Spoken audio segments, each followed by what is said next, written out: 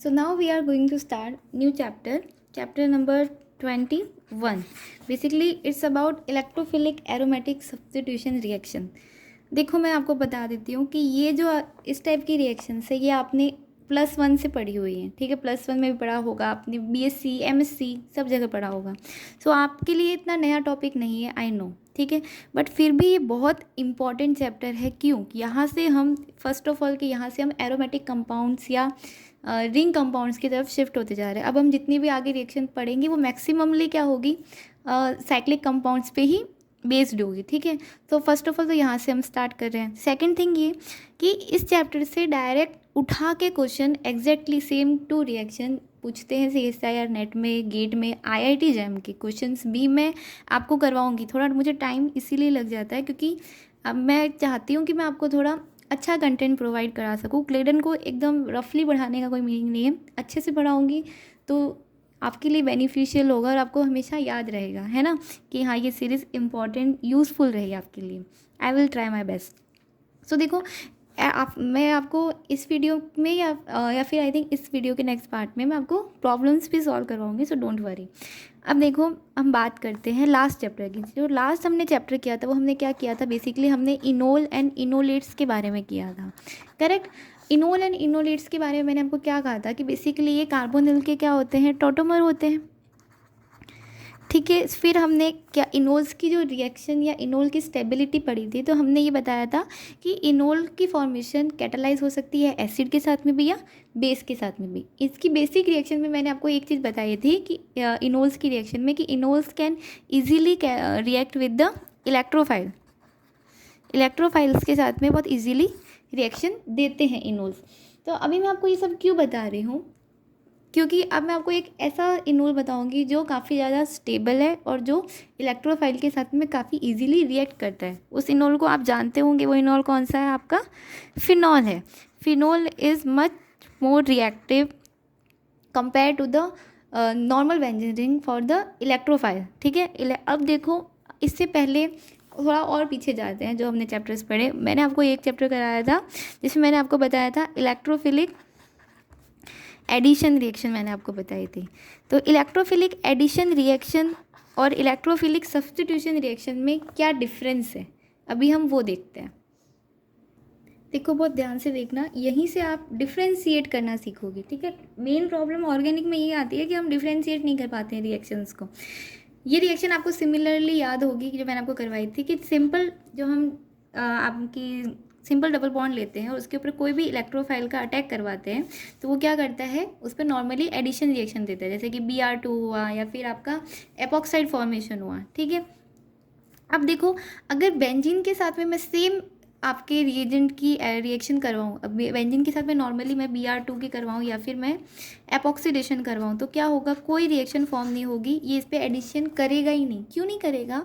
क्योंकि बेंजीन हमको क्या पता है कि इसमें इलेक्ट्रॉन्स डिलोकलाइज होते रहते हैं, एक पोजीशन पे रहते नहीं है, इसलिए अब यहाँ पे ये इतने इजीली इसके साथ अटैक क्यों नहीं करेगा कि जो Br2 है उसमें आपका डायरेक्ट इलेक्ट्रोफाइल जनरेट नहीं हुए हैं, जनरेटेड ऑलरेडी है नहीं। हम लोग क्या करते थे बेसिकली यहाँ पे इसमें डाइपोल क्रिएट करके करते थे कि एक को हम पॉजिटिव मान लेते थे, एक साइड नेगेटिव चला गया और फिर डबल बॉन्ड उस पर अटैक कर लेगा और one will be go outside, ठीक है। बट बेंजीन क्या करेगा, बेंजीन थोड़ा कहते हैं ना ऊंचे शौक होते हैं, ठीक है। तो भाई एरोमेटिक है, बेंजीन है, तो इसके भाई थोड़े ऊंचे शौक है, तो ये क्या करेगा, इजीली किसी के भी साथ बॉन्डिंग इलेक्ट्रोफाइल को इजीली बॉन्ड करेगा नहीं। तो इस रिएक्शन को पॉसिबल करवाने के लिए हमें रिएजेंट को चेंज करना पड़ता है और हमें Br2 के साथ क्या लेना पड़ता है, AlCl3 लेना पड़ता है। ऐसा क्यों करना पड़ता है, क्योंकि AlCl3 क्या करता है, Br2 के साथ में रिएक्ट करके और एक कॉम्प्लेक्स बनाता है बेसिकली, और ये कॉम्प्लेक्स क्या होता है हमारा, ये कॉम्प्लेक्स क्या आपको बेंजीन को क्या करता है, एक रिएक्टिव इलेक्ट्रोफाइल प्रोवाइड करवाता है। यहाँ पे आप AlCl3 के थ्रू ही यहाँ पे क्या हो जाएगा कि Br2 में एक्चुअल इलेक्ट्रोफाइल क्या हो जाएगा, जनरेट हो जाएगा। अब बेंजीन रिंग इस इलेक्ट्रोफाइल के साथ में इजीली रिएक्ट करना पसंद करेगी, not with the normal Br2। समझ में आया? अब क्या होगा, अब जब ये रिएक्शन होगी बेंजीन के साथ में, तो बेंजीन का जो यहाँ पे ये हाइड्रोजन था, ठीक है, 2 बॉन्ड तो सेम रहेंगे, और जैसे ये डबल बॉन्ड यहाँ शिफ्ट हुआ तो एक बॉन्ड एक साइड एक कार्बन पे पोजीशन पे क्या आ गया, प्लस आ गया। ठीक है, ये हाइड्रोजन यहाँ से रिमूव हो गया और हमारा फाइनल प्रोडक्ट ये मिल गया। अब डिफरेंस क्या है इन दोनों रिएक्शन में कि यहाँ पे देखो, यहाँ पे नॉर्मल एडिशन हुआ था, यहाँ से किसी को भी अपनी पोजीशन छोड़नी नहीं पड़ी थी, बट यहाँ पे क्या हो रहा है, बेंजीन को रिएक्ट करवाने के लिए हाइड्रोजन को बलिदान करना पड़ रहा है, हाइड्रोजन को अपनी पोजीशन को छोड़ना पड़ रहा है। इसलिए हम यहाँ पे क्या कहते हैं कि एक इलेक्ट्रोफाइल आया और इलेक्ट्रोफाइल ने क्या किया, बेसिकली जो हाइड्रोजन था उसको सब्स्टिट्यूट किया, उसको वहाँ से हटाया और उसकी पोजीशन पे आ गया बेसिकली। इसलिए एरोमेटिक रिंग्स क्या देती है, इलेक्ट्रोफिलिक एरोमेटिक सब्स्टिट्यूशन रिएक्शन देती है। तो यहाँ तक क्लियर हो गया होगा। नाउ सी AlCl3 के साथ की जगह पे हम अदर रिएजेंट भी यूज़ कर सकते हैं। कोई भी रिएजेंट जो आपको एक्टिव न्यूक्लियोफाइल इलेक्ट्रोफाइल प्रोवाइड करवाता हो, इट कैन यूज़। जैसे कि पिरीडीन हुआ, पिरीडीन्स भी Br2 के साथ अटैक करके क्या करेंगे, Br से यहाँ पे एक्टिव इलेक्ट्रोफाइल प्रोवाइड करवा देंगे, और it can also use for electrophilic substitution reaction. अब बेसिकली हमने क्या देखा कि जो हमारा इंटरमीडिएट जो ट्रांजिशन स्टेट बनती है जिसमें पॉजिटिव चार्ज आता है, तो वो पॉजिटिव चार्ज कहाँ कहाँ लोकलाइज होता है, बेसिकली ऑर्थो पे या इस ऑर्थो पे या फिर पैरा पोजीशन पे। ठीक है, तो इस तरह से आपको ये तो ऑर्थो, मेटा और पैरा पोजीशंस तो पता ही होगी। ठीक है, अब हम पढ़ते हैं बेंजीन्स की कुछ बेसिक इलेक्ट्रोफिलिक सब्स्टिट्यूशन रिएक्शन।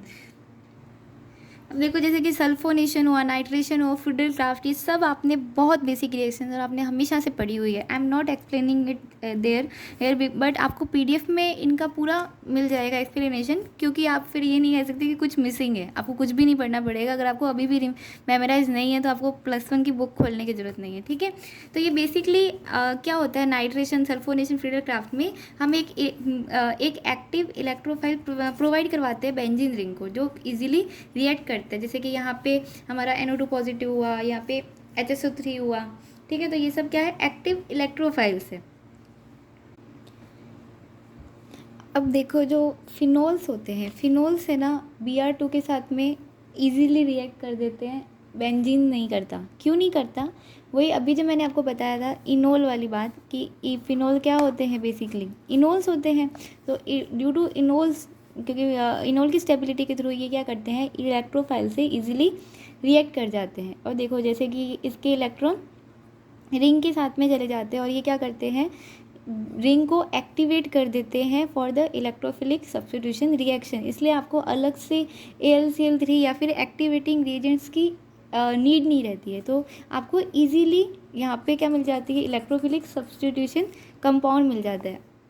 अब ये इतने रिएक्टिव होते हैं कि ये क्योंकि ये तो बार बार डीलोकलाइजेशन चलता रहता है, इसलिए आपको tri substituted compound as a final product मिलता है। उल्टा हमको क्या करना पड़ता है, यहाँ तक प्रोडक्ट लाने के लिए रिएक्शन को बीच में रोकने के लिए अदर से रिएजेंट को यूज़ करना पड़ता है।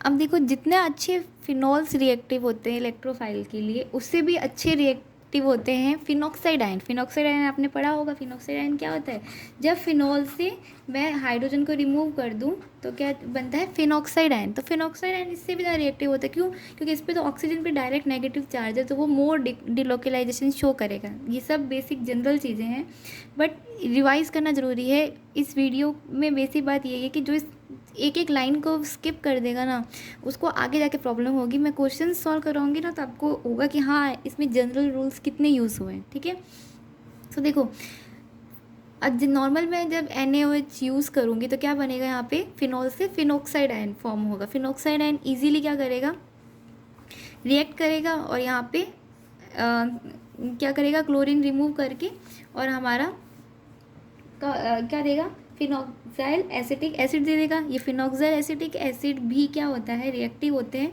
Towards the electrophilic substitution reaction. क्यों होते हैं, क्योंकि यहाँ पे भी रिंग की रिएक्टिविटी बढ़ाने वाले ग्रुप है। मतलब बेसिकली आप अभी तक क्या देख रहे हो कि benzene ring most of time electrophilic substitution reaction के लिए इनएक्टिव होती है।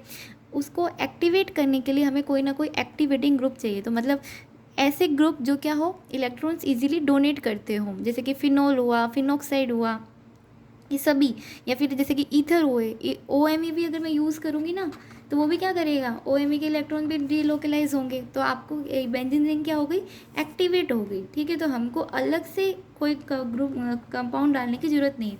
तो इस तरह की Cl2 की यहाँ पे भी पोजीशन कहाँ मिलेगी हमें, ऑर्थो और पैरा कंपाउंड्स में मिलेगी। अब ये जो नेक्स्ट रिएक्शन है ये आपने बेसिक 11th में पढ़ी होगी। इस रिएक्शन का नाम है कोल्बे स्मिथ रिएक्शन, याद होगा तो। बेसिकली इस रिएक्शन में यही है, फिनॉक्साइड आयन की एक्टिविटी ये है कि जब फिनॉक्साइड आयन फॉर्म होता है वो वीक इलेक्ट्रोफाइल से भी रिएक्ट कर देता है। मतलब ये फिनॉल से भी इतना ज़्यादा रिएक्टिव होता है कि ये CO2 जैसे वीक इलेक्ट्रोफाइल से भी क्या कर देता है, ईजिली रिएक्ट कर लेता है। और फर्दर जब हम CO2 का नॉर्मल प्रोटोनेशन करवाते हैं तो हमें क्या मिला, एसिड मिला।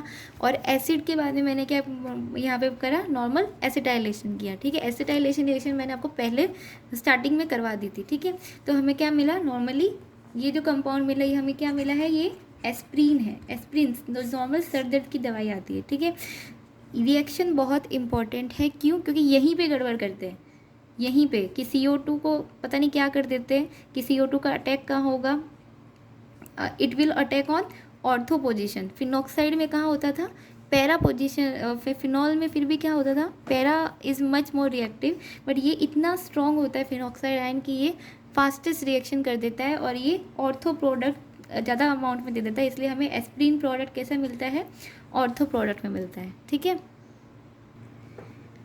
अब देखो जो नाइट्रोजन एक्टिवेटिंग ग्रुप्स होते हैं वो मोर एक्टिवेटिंग ग्रुप्स होते हैं कंपेयर टू द ऑक्सीजन। क्यों, बेसिकली अब ये बहुत इंपॉर्टेंट है। मतलब अगर आप देखोगे ना तो कंपटीशन एग्जाम में आपको ऐसे ही क्वेश्चन पूछता है कि आप अरेंज करो दिस इन कंपाउंड्स को इनके इलेक्ट्रोफिलिक एरोमेटिक सब्स्टिट्यूशन रिएक्शन के लिए। तो देखो हम नाइट्रोजन जो कंपाउंड्स होते हैं बेसिकली वो फिनॉक्साइड से भी ज़्यादा रिएक्टिव होते हैं, ईथर से भी ज़्यादा, एंड फिनॉल से भी ज़्यादा। क्यों होते हैं बेसिकली, इसलिए क्योंकि ये जो नाइट्रोजन होता है वो उससे ज़्यादा क्या होता है,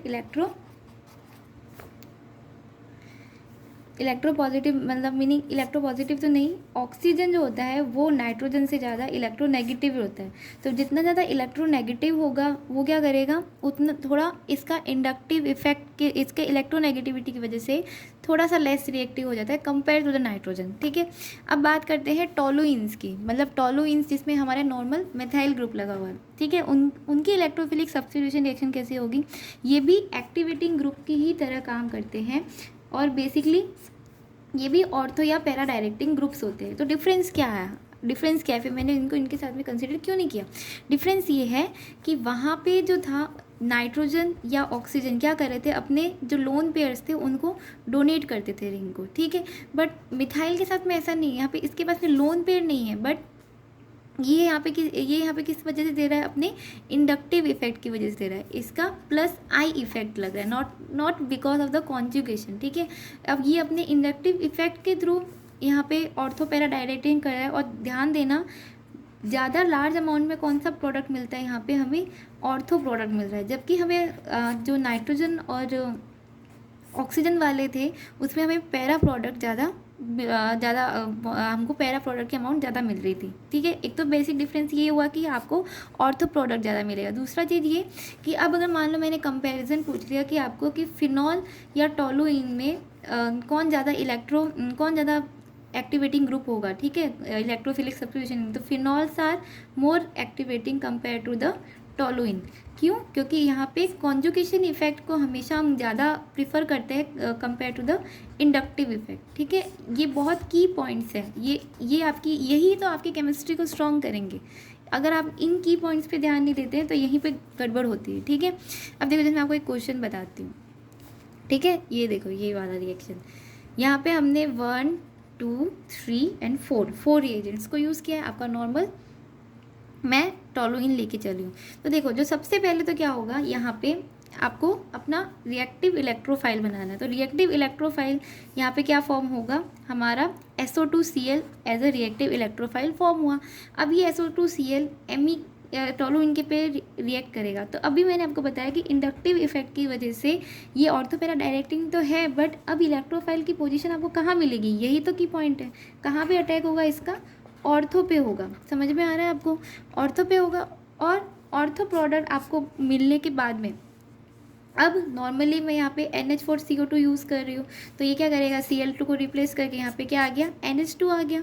देन फर्दर रिएक्शन में क्या हो रहा है, यहाँ पे मैं KMnO4 कर रही हूँ। KMnO4 is a oxidising reagent, तो ये ऑक्सीडाइज करेगा किसको, नॉर्मल मिथाइल को ऑक्सीडाइज कर देगा आपके कार्बोक्सिलिक एसिड में। अब देखो कार्बोक्सिलिक एसिड, अब जो HCl यूज़ किया, ये क्या करेगा, कुछ नहीं करेगा, यहाँ पे बेसिकली हमारा क्या हो जाएगा, एक रिंग टाइप की स्ट्रक्चर फॉर्म हो जाएगी, जहाँ पे CO NH एंड SO2 हमें मिला। इस कंपाउंड को हम बोलते हैं सैकेरिन, ठीक है। सैकेरिन की फॉर्मेशन रिएक्शन है, बट यहाँ पे की पॉइंट क्या था, समझने वाली चीज़ क्या थी, समझने वाली चीज़ सिर्फ इतनी सी थी कि आपका इलेक्ट्रोफिलिक पोजीशन कहाँ पे हो रहा है। अगर स्टार्टिंग स्टेप ही गलत हो गया तो फिर आपके आगे की रिएजेंट्स आपको पता भी हो तो कोई मीनिंग नहीं है, ठीक है। अब बात करते हैं हमारे इलेक्ट्रोनेगेटिव सब्स्टिट्यूशन की, ठीक है। अगर जो इलेक्ट्रोनेगेटिव सब्स्टिट्यूएंट लगा हुआ है, जैसे कि CF3 हुआ, R3N हुआ, PR3, NO2, CN, CHO, ये सभी क्या है, इलेक्ट्रोनेगेटिव ग्रुप्स है। तो ये सब क्या होते हैं, मेटा डायरेक्टिंग होते हैं। क्यों मेटा डायरेक्टिंग होते हैं, सिंपल से आपको पता ही होगा कि ये लोग क्या करते हैं, जैसे मान लो मैंने CF3 लगाया है, ठीक है, तो ये क्या करेगा, इसका -I इंडक्टिव इफेक्ट लगेगा, इसके थ्रू क्या हो जाएगा, ऑर्थो और पैरा पे तो क्या हो गया, हमारा बेसिकली जो इलेक्ट्रॉन डेंसिटी है वो डिक्रीज़ हो गई। अब अगर कोई इलेक्ट्रोफाइल आता है तो हाईएस्ट इलेक्ट्रॉन डेंसिटी इसको कहाँ मिलेगी, मेटा पोजीशन पे मिलेगी, इसलिए ये ग्रुप्स कैसे हैं, मेटा डायरेक्टिंग है। ये सब आपको बेसिक पता होगा, आई नो, ठीक है। तो देखो सिर्फ इतना याद रखना है कि ये ग्रुप्स कहाँ पे अटैक, अब इनकी कंडीशन में अगर मैं नाइट्रेशन करवाती हूँ तो कहाँ पे होगा नाइट्रेशन, मेटा पोजीशन पे होगा, है ना। ऑर्थो मेटा और ये पैरा है, तो कहाँ पे होगा, मेटा पोजीशन पे होगा। बहुत ध्यान रखना, क्योंकि नेक्स्ट वीडियो में मैं आपको क्वेश्चंस करवाऊंगी इन्हीं सब बेसिक जनरल चीज़ों पे। अभी तो ये आप जनरल ऑर्गेनिक समझो, ठीक है। देखो जैसे कि अब ये क्वेश्चन देखो, यहाँ पे मैंने एक कंपाउंड लिया है, यहाँ पे मैंने SO3H2SO4 लिया है, ठीक है। तो अब मेरा प्रोडक्ट बन रहा है, तो वहाँ पे इलेक्ट्रोफाइल कहाँ अटैक करेगा, ध्यान देना बहुत ध्यान से कि ये दोनों जो बीच के कार्बोनिल ग्रुप्स है ये कैसे हैं, ये क्या करेंगे, इनका कौन सा इफेक्ट लगेगा। ये लोग ऑब्वियस है ना कि बेंजीन रिंग के इलेक्ट्रॉन्स को क्या करेंगे, अपने साथ में डीलोकलाइज करेंगे, अपनी तरफ बाहर की साइड खींचेंगे। तो ये कहाँ क्या कर रहे हैं, इलेक्ट्रॉन डेंसिटी को रिड्यूस कर रहे हैं। तो ऑब्वियस है कि इलेक्ट्रोफिलिक अटैक कहाँ होगा, मेटा पोजीशन पे होगा, इसलिए हमें क्या मिलेगा, मेटा पोजीशन। बहुत इंपॉर्टेंट एग्जाम्पल है। इसी तरह के क्वेश्चंस आपको पूछे जाते हैं आपको कंफ्यूज करने के लिए, बट अगर आपका कॉन्सेप्ट क्लियर है ना तो आप इजीली निकाल लोगे कि हाँ भाई ये ऑर्थो पोजीशन है, ये मेटा पोजीशन है, तो this will be the final product, ठीक है। अब बात करते हैं सबसे इंटरेस्टिंग कंपाउंड्स की, हेलोजेंस की, ठीक है। हेलोजेंस क्या करते हैं भाई, दोनों नैया में सवार होंगे, ये डोनेटिंग भी है और ये विड्रॉइंग भी है। क्यों डोनेटिंग, तो क्यों है, क्योंकि इनके पास में क्या है, लोन पेयर्स है, तो ये कॉन्जुगेशन शो करते हैं, तो ये डोनेटिंग होते हैं। और अपने -I इफेक्ट के थ्रू ये क्या करते हैं, विड्रॉइंग ग्रुप होते हैं। अब देखो मान लो क्वेश्चन पूछ लिया कि क्लोरोबेंजीन और एनिलीन्स में basically which is more activated for the electrophilic substitution reaction, तो क्या होगा इसका answer, amines basically more reactive होंगे सब्स्टिट्यूशन रिएक्शन के लिए compare to the chlorine. Why, ऐसा क्यों, क्योंकि ऐसा इसलिए है क्योंकि क्योंकि नाइट्रोजन क्या है, इसका conjugation compare to the halogens much better होगा, ओवरलैपिंग इसकी मच बेटर होगी। तो ये बहुत इंपॉर्टेंट इस तरह के ही क्वेश्चन जनरल ऑर्गेनिक केमिस्ट्री में पूछे जा सकते हैं, ठीक है। अब देखो, अब ये बात करते हैं फ्लोरोबेंजीन की। फ्लोरोबेंजीन क्या होता है, देखो क्योंकि हमारी इलेक्ट्रोनेगेटिविटी की सीरीज़ में क्या होता है, फ्लोरीन सबसे ज़्यादा इलेक्ट्रोनेगेटिव होती है, ठीक है, fluoro chloro bromo and then iodo, इसलिए इसका इलेक्ट्रोनेगेटिविटी ज़्यादा है, तो इसका कॉन्जुगेशन इफेक्ट तो क्या होगा, कम होगा, और इसका इंडक्टिव इफेक्ट क्या है, -I इंडक्टिव इफेक्ट ज़्यादा होगा। तो ये मच मोर किसकी तरह बिहेव करेगा, ये विड्रॉइंग ग्रुप की तरह बिहेव करेगा। अब ये विड्रॉइंग ग्रुप की तरह बिहेव कर रहा है फ्लोरीन, तो ये क्या करेगा, ऑर्थो और पैरा पे तो इलेक्ट्रॉन डेंसिटी को डिक्रीज कर देगा, तो हाईएस्ट इलेक्ट्रॉन, तो इसका देखो -I इफेक्ट तो इसका कहाँ लगेगा, किस तरह से लगेगा, इंडक्टिव इफेक्ट इसका ऑर्थो पे सबसे ज़्यादा होगा, देन मेटा पे होगा एंड देन पैरा पे होगा, ठीक है। और इसका कॉन्जुगेशन इफेक्ट कहाँ पे होगा, कॉन्जुगेशन तो ये दो ही जगह कर सकता है, ऑर्थो पे एंड देन पैरा पे। तो देखो अब आपकी हाईएस्ट इलेक्ट्रॉन डेंसिटी कहाँ मिलेगी अब आने वाले इलेक्ट्रॉन फाइल को? यहाँ पे तो भाई देखो इंडक्टिव इफेक्ट सबसे ज़्यादा लग रहा है, ऑब्वियस है कि ये सबसे ज़्यादा यहाँ से ऑर्थो से खींच रहा है, तो ऑर्थो पे तो इलेक्ट्रोफाइल अटैक कर नहीं पाएगा क्योंकि इसकी माइनस आई इफेक्ट यहाँ पे बहुत ज़्यादा है, ठीक है। तो ऑर्थो पोजीशन तो हो गई कैंसिल। अब बात करते हैं मेटा और पैरा पे। तो देखो मेटा और पैरा पे क्या है कि ये कॉन्जुगेशन इफेक्ट के थ्रू क्या कर रहा है, पैरा पे इलेक्ट्रॉन डेंसिटी को बढ़ा रहा है, ठीक है, और ऑर्थो पे इलेक्ट्रॉन डेंसिटी को बढ़ा रहा है, और माइनस आई के थ्रू मेटा से इलेक्ट्रॉन डेंसिटी को रिड्यूस कर रहा है। तो मेटा से तो क्या हो रहे हैं, एटलीस्ट फाइनल में क्या हो रहा है, मेटा से इलेक्ट्रॉन जा रहे हैं, ऑब्वियस दूर जा रहे हैं मेटा से, बट पैरा पे किसी ना किसी के थ्रू थोड़ा बहुत क्या हुआ, इलेक्ट्रॉन डेंसिटी इंक्रीज हुई है, इसलिए आने वाला इलेक्ट्रोफाइल कहाँ पे अटैक करेगा, पैरा पोजीशन पे करेगा। समझ में आया? दोनों इफेक्ट लिए मैंने और दोनों को कंपेयर किया।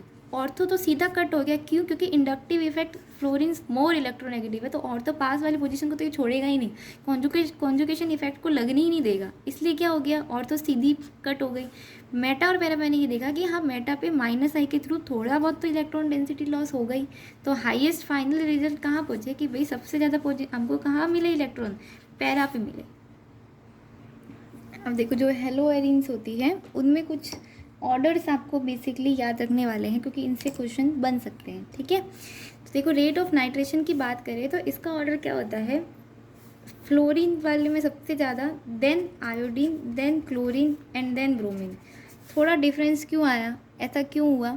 ऐसा इसलिए हुआ कि फ्लोरीन पे तो क्या होता है, इसका साइज स्मॉल है, इसका अभी अभी हमने इफेक्ट पड़ा, तो इसके थ्रू ये क्या करेगा, अपना नाइट्रेशन को ईजीली अकर कर पाएगा।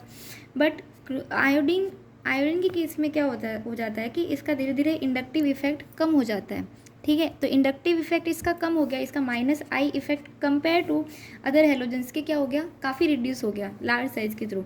इसलिए क्या करेगा, इसमें कॉन्जुगेशन इफेक्ट ज़्यादा होगा, तो ये ज़्यादा से ज़्यादा क्या करेगा, ये डोनेशन को शो करेगा, और डोनेशन शो करेगा तो रिंग क्या हो जाएगी, एक्टिवेट हो जाएगी, इसलिए ये सेकेंड नंबर पर आया। देन क्या आया हमारा, क्लोरीन आया, एंड देन हमारा क्या आया, ब्रोमीन आया। इसको याद करने की ट्रिक है कि इसको एक यू शेप में याद रखो कि हाँ यहाँ पे फ्लोरीन है, फिर यहाँ पे आयोडीन है, फिर यहाँ पे fluorine, iodine, chlorine and then bromine, ठीक है। तो इससे आपको क्या रहेगा, याद रहेगा कि ये सीधा नहीं चलता, इसमें डिफरेंस आता है, ठीक है। रेट ऑफ ऑर्थो प्रोडक्ट, मतलब इनमें से ऑर्थो प्रोडक्ट कौन ज़्यादा देगा, तो ऑब्वियस है कि ऑर्थो प्रोडक्ट कौन ज़्यादा देगा, जो आयोडीन वाला है वो ज़्यादा देगा कंपेयर टू द फ्लोरीन। क्यों? क्योंकि ये इलेक्ट्रोनेगेटिव है। लोग बच्चे इसमें यहाँ पे गलती क्या करते हैं कि हम लोग क्या सोचते हैं कि भाई आयोडीन तो बहुत लार्ज ग्रुप है तो यहाँ पे ऑर्थो नहीं बन सकता, पैरा बनेगा, ठीक है। बट ऐसा नहीं है बिल्कुल भी। ये प्रोडक्ट क्या बनता है, ऑर्थो बनता है बिकॉज ऑफ इसका माइनस आई इफेक्ट, ठीक है। यहाँ पे पहले आपको हमेशा अपने परसेंटेज इफेक्ट को देखना है, इंडक्टिव इफेक्ट या कॉन्जुगेशन इफेक्ट को, देन ही स्टेरिक फैक्टर आता है। नेक्स्ट जो मैं आपको वीडियो में क्वेश्चंस कराऊंगी ना, वहाँ पे मैं आपको ये बहुत अच्छे से एक्सप्लेन करूँगी। रेट ऑफ पैरा पोजीशन के लिए क्या होगा, पैरा पोजीशन के लिए इसका जस्ट अपोजिट हो गया। अभी यहाँ तक आप जस्ट इतना जनरल याद कर लीजिए, इतने रूल्स अपने दिमाग में अच्छे से बिठा लीजिए। नेक्स्ट वीडियो में मैं आपको कम से कम 20 क्वेश्चंस करवाऊंगी क्लिडन के अंदर के चैप्टर के, क्लिडन के क्वेश्चंस जो दिए हुए हैं वो, और साथ में आपको CSIR के क्वेश्चंस भी मैं आपको सॉल्व करवाऊंगी। इस पूरे कंसेप्ट को हम यूटिलाइज़ करेंगे, वहाँ पे यूज़ करेंगे, ठीक है। इस वीडियो को मैं यहीं पे स्टॉप करती हूँ ताकि थोड़ा सेपरेशन हो जाए कंसेप्ट का और क्वेश्चंस का, ठीक है। So if you like the video then please like, share and comment and subscribe my channel. Thank you for watching.